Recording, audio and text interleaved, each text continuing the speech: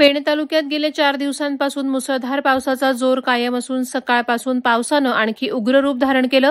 यामुळे बालगंगा नदीनं धोक्याची पातळी ओलांडली असल्याने परिसरात पूरस्थिती निर्माण झाली।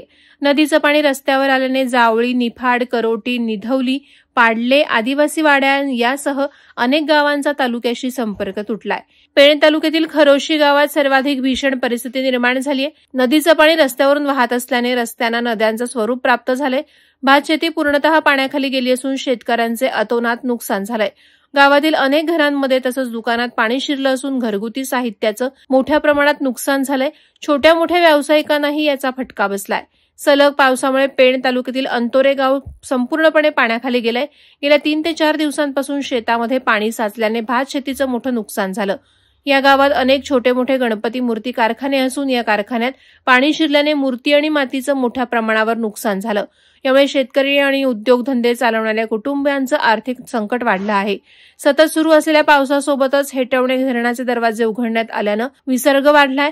पेण शहरात सुद्धा पावसानं दमदार हजेरी लावली असून शहरातील अनेक ठिकाणी पाणी साचलंय। रस्त्यावर पाणी असल्याने नागरिकांना बाहेर पडणं कठीण झालंय।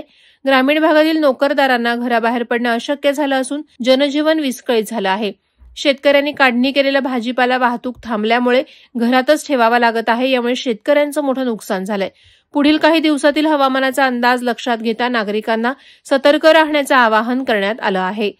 वादळवारा लाईव्हसाठी किरण बांधणकर, पेण।